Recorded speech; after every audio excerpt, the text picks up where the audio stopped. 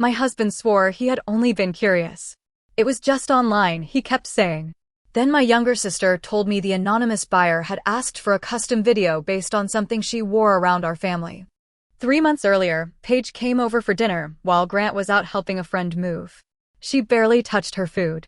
Every few minutes, she checked her phone, placed it face down, then stared at the table as if she were rehearsing something. Finally, she said, "I need to tell you before you hear it from someone else." I assumed she had gotten back together with an ex our parents hated. Instead, she told me she had opened a paid adult content account. The words came out quickly. I didn't know how to respond. Paige had always been comfortable with attention, but this was still unexpected. She watched my face and said, "Please don't judge me." "I'm not judging you. I'm worried about privacy."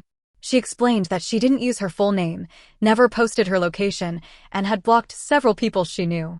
She didn't give me the username, and I didn't ask. She was 28 and capable of deciding what she did with her body. Her only request was that I not tell our parents. Our mother, Brenda, treated embarrassment like a public emergency. Our father, Vernon, avoided any subject that made him uncomfortable. Paige knew neither of them would handle the news well. I promised to keep it private. Grant returned while I was loading the dishwasher. We usually told each other everything, so I mentioned that Paige had started making paid content online. He stopped taking off his jacket. "Seriously?" I nodded and reminded him that she wanted it kept private. "Does she show her face?" "I don't know." "What kind of content is it?" I didn't ask. He leaned against the counter. "You're not even curious?" "Not about my sister." Grant laughed, kissed my forehead, and changed the subject. His questions bothered me, but I blamed the awkward topic and forgot about them. For several weeks, nothing seemed unusual. Grant worked from home most days. Paige came over for lunch once. We all attended our father's birthday dinner. Paige wore a fitted black dress with long sleeves and a thin silver belt. It wasn't revealing, but it looked good on her. When she arrived, Grant stared a little too long before complimenting her. I noticed, then immediately felt ridiculous for noticing. Married people still recognize when someone is attractive. I wasn't going to turn one glance into a problem.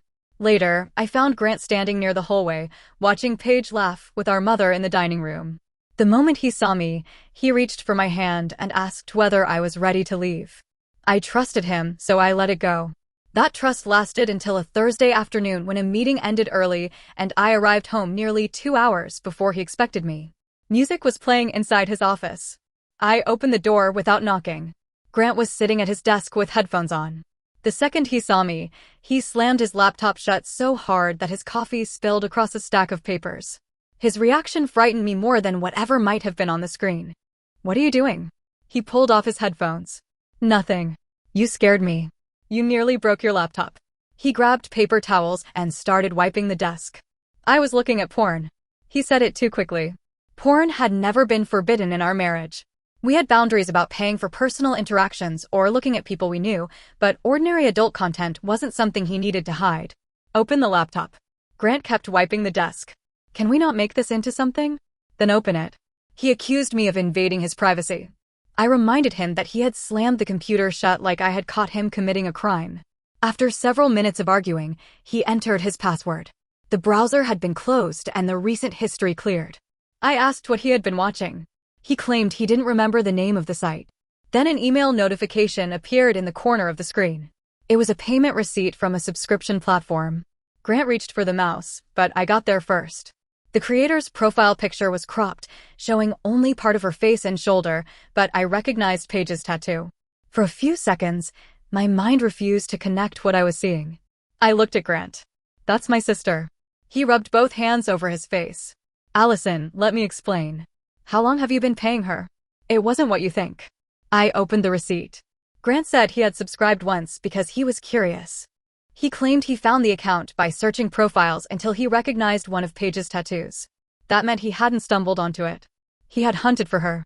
I opened the account history. The subscription had been renewed twice. There were purchases for individual videos and several tips. The first payment had been made 4 days after I told him about the account. Nearly 3 months of transactions were listed in front of me. Grant stood beside the desk, repeating that it wasn't personal. How was pain to see my sister not personal? She didn't know it was me. He said it as though his anonymity protected everyone. I asked whether he had messaged her. He hesitated before saying he had only reacted to posts. Show me. I deleted the messages. Why? Because I felt guilty. The payments totaled several $100s, but the amount wasn't what made me sick. Grant had created a separate email address, chosen a fake username, and used a payment account I rarely checked. This wasn't one impulsive click. It required planning. I went to the bedroom and pulled a bag from the closet. Grant followed me. You're making this bigger than it was. I got curious and looked. You paid her for 3 months. It became a habit. You sat across from her at Dad's birthday while you were subscribed. Grant stopped talking. The silence brought back the way he had watched Paige near the hallway. I turned toward him. Did the black dress have anything to do with this? His expression changed. It lasted only a second, but I saw it. What did you ask her for? Nothing. You reacted when I mentioned the dress. Because you're accusing me of something disgusting. I asked for his phone. He refused. I finished packing and called Sabrina. She heard my voice and told me to come over without asking questions. Grant followed me to the front door. Please don't tell Paige until we've talked. That sentence confirmed there was more. I asked why Paige couldn't know if he had only purchased content she sold to strangers. He had no answer. During the drive to Sabrina's place, Grant called repeatedly. I ignored him. Before leaving, I had forwarded the receipts to myself. Sitting on Sabrina's couch, I opened every one. The same anonymous username appeared throughout the payment history. Sabrina sat beside me while I explained what I had found. She didn't tell me to forgive him or leave him. She just said I didn't have to decide anything that night. I didn't sleep. The next morning, I called Paige.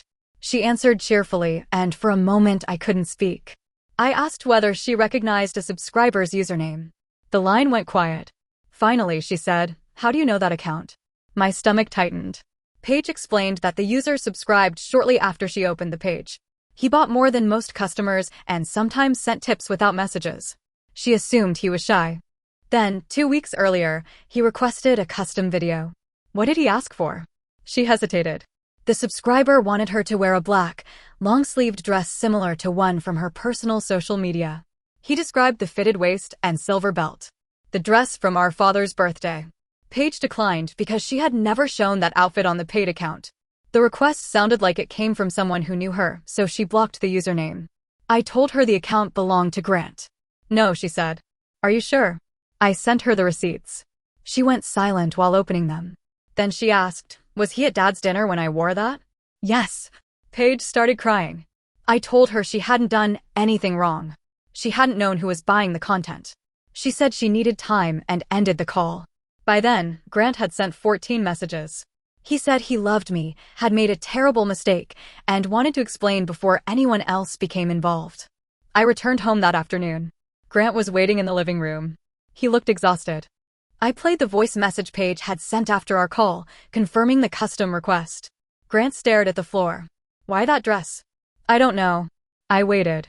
Eventually, he admitted that he watched Paige at the birthday dinner and wondered what the dress looked like without the jacket she had worn over it. Later that night, while I slept beside him, he sent the request. He insisted it was only a fantasy and that he would never touch her. I asked whether he had been attracted to Paige before she created the account. I've always known she's attractive. That isn't what I asked. Grant looked at me. I wondered about her sometimes, but I chose you. He said it like reassurance. Instead, it made me feel as though I had unknowingly spent my marriage competing with my own sister. I asked him to leave. The house had been mine before we married, though Grant had contributed to renovations and expenses. I told him I wasn't pretending his contributions meant nothing, but I couldn't stay under the same roof with him. He agreed to move into a temporary apartment and gave me his key. He later confirmed by text that he had moved out voluntarily and would arrange any future visits with me first. After he left, I changed the locks. Paige messaged me that evening. She had blocked every account she knew belonged to Grant and removed several videos because she couldn't stop wondering whether he had watched them. She asked me not to tell our parents. I promised. For the next week, Grant and I communicated only through text. He apologized without blaming Paige or defending himself. He offered access to his phone, computer, bank records, and every account he used. He also scheduled therapy before I asked him to. His remorse complicated everything. I had expected him to minimize what happened or accuse me of overreacting. Instead, he admitted he had crossed a serious boundary and asked whether I would attend counseling. I agreed to one session because I needed to know whether the marriage could be repaired. Judith, the counselor, asked Grant to describe what happened without using the word curiosity. He struggled.